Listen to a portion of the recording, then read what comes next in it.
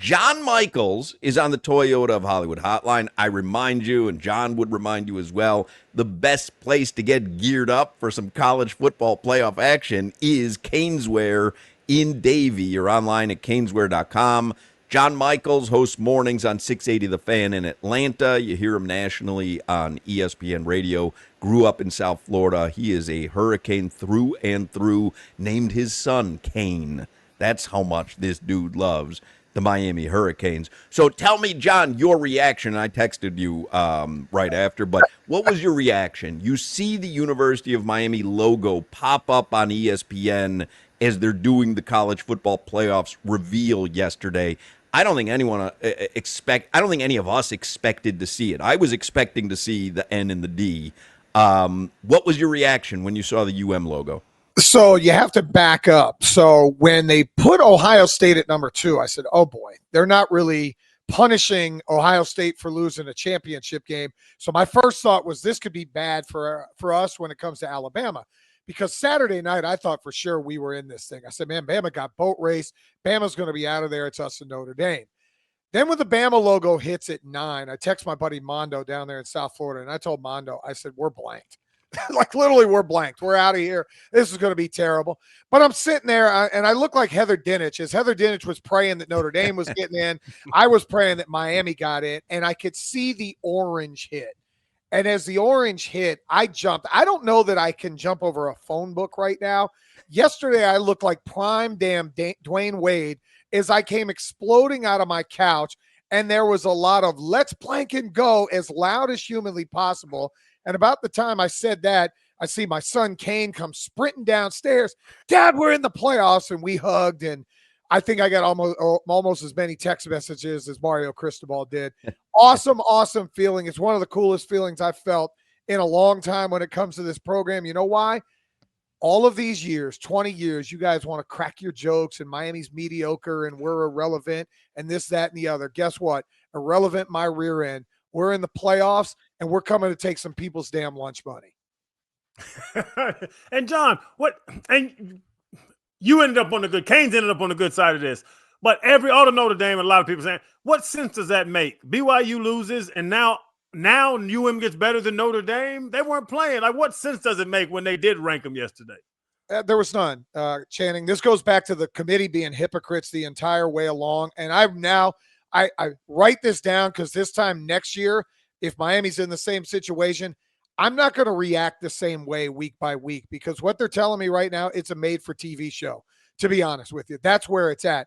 If you're going to tell me that BYU is getting punished for a conference championship game, yet Alabama had no consequence for having -3 yards rushing, what are we doing? If you're telling me that on Tuesday, Hunter Yurachek told the committee, hey, you need to go back and rewatch Miami and Notre Dame, why haven't you been doing that all along when the national conversation was Miami always should be in front of Notre Dame?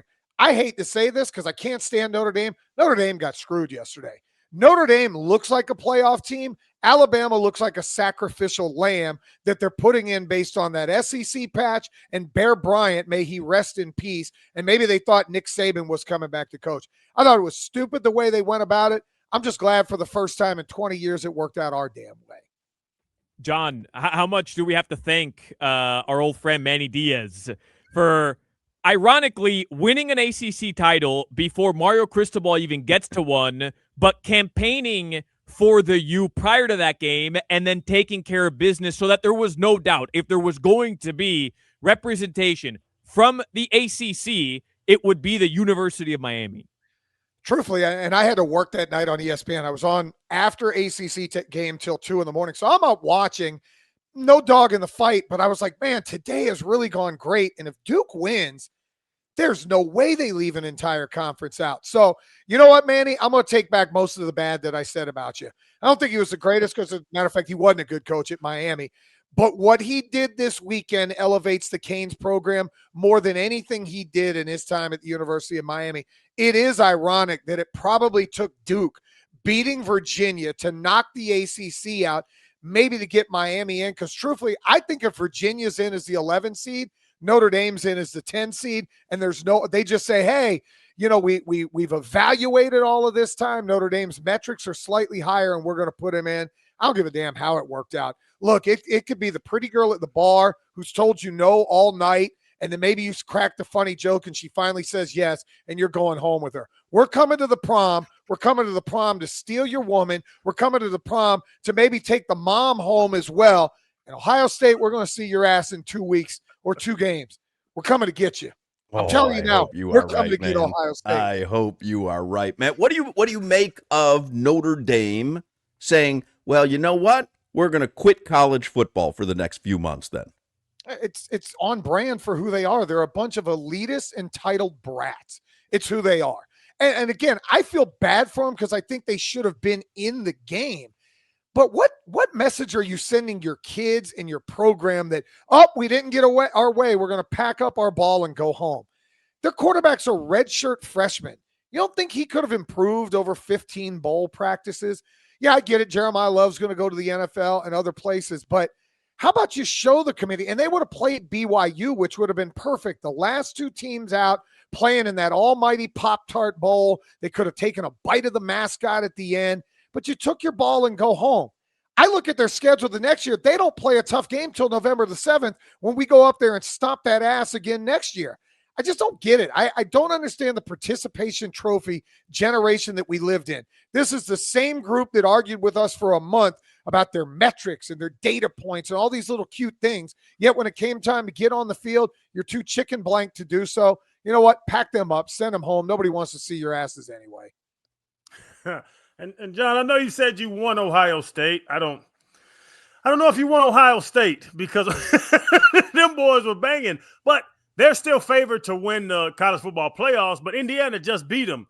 Right. I watched the game. Indiana can play. I would still put Ohio State a step above Indiana. I don't know if it's the name. Indiana's new to this whole dance. What do you think about who is the best team right now in the nation?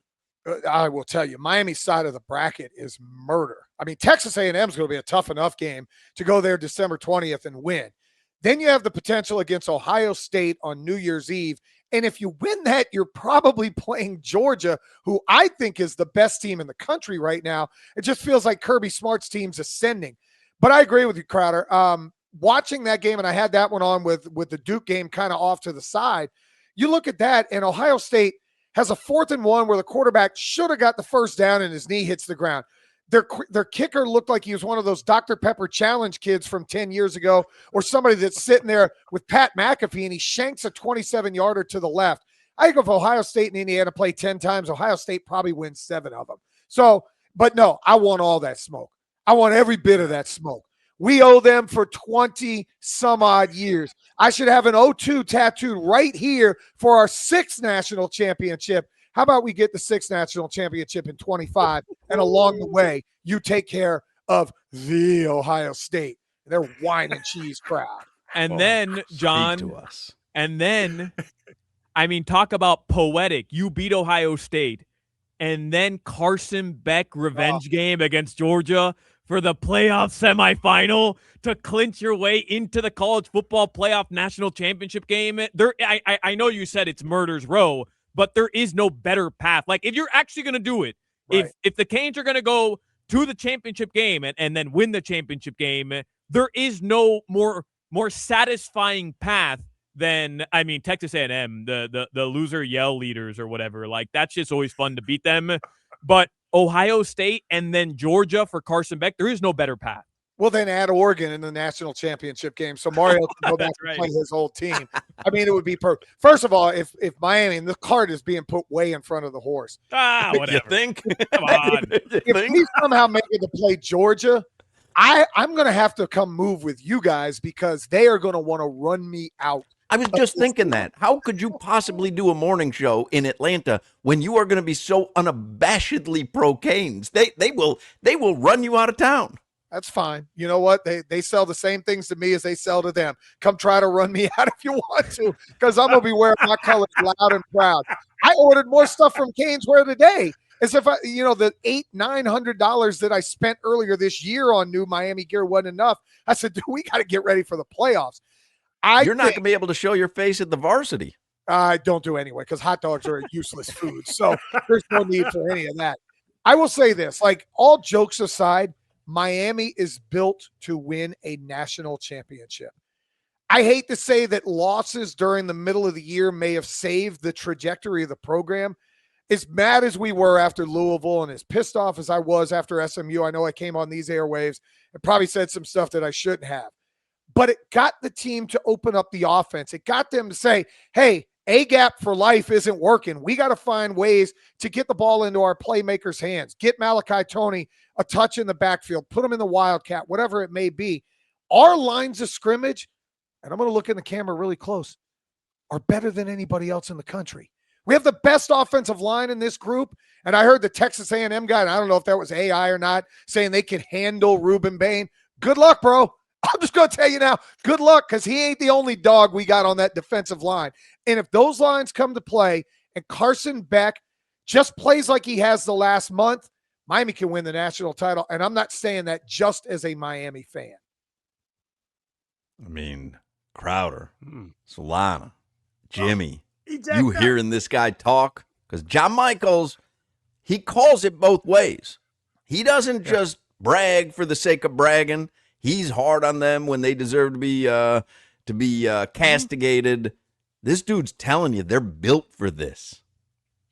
Look, we are built for this, and I've got a nice on Hard Rock bet that I bet with some of my winnings from Notre Dame week 1. I got Miami at plus 1,700 to win the national title from week 1. I almost deleted the ticket when we lost to SMU.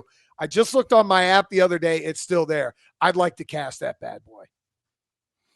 And John, you talk about you playing with them in the lines of scrimmage and everything. And I was watching one of those shows, and they agree with you. They were like, UM is built like that. They're built in the trenches out, everything people want. They actually said the weakest link of the Canes is Carson Beck. And you look back at SMU, you look back at Louisville, and Carson Beck was the one making all the mistakes. Is that true? Do you look at it that way? Is the weakest link the quarterback on this team? No, he's not. And I challenge anybody to go back and watch the SMU game. He's the reason we were in the SMU game. Now, the overtime interception, probably not a throw that you need to make. The first interception, JoJo Trader has the ball. It's a seam route, and if he catches it, he might house it, and it's 14-0, and that game's over. I think the one thing that goes against them still is going to be what happens in a close game. How are the play calls? How are they coached? How does time management come into play? I love what Mario's done this last half of the year. I think he took the gloves off, and he told Shannon Dawson, go do whatever you want. And Shannon Dawson is dialing things up. Is there a point if you're up 7 or 14 in the fourth quarter, do you get super conservative and allow somebody to hang around? Notre Dame hung around because we let them hang around. Florida State, the score ended up looking close at the end of the game because we were kind of conservative. And the Florida game was the same thing. You know, we were a little bit conservative. Play the way you did the last quarter of the season. I don't know that we have a weak link. Carson Beck has played in SEC championships. He's played in every SEC stadium around the country. This kid is the perfect veteran, and he's been worth every single NIL dollar because you know what? We just made a cool $4 million to go to the college football playoffs. And when we advance, we're going to get a couple of more million. So if that's the kind of return on investment I'm getting, let's see if Carson Beck can get another year of eligibility and bring that boy back. John Michaels, 680 The Fan in Atlanta. We'll talk to you again leading up to Texas A&M. We'll talk to you leading up to Ohio State and Georgia and Oregon. And I'm going to tell you now, WQAM, you guys are my boys. Len Weiner, I think he's still the boss down there. If by the love of God, we make it to the national title game, I need a credential, and I will bring my butt down there, and we are going to party like it's 2001. Yeah, don't forget, national championship game is right here at Hard Rock Stadium. National championship game. See you, John. See ya.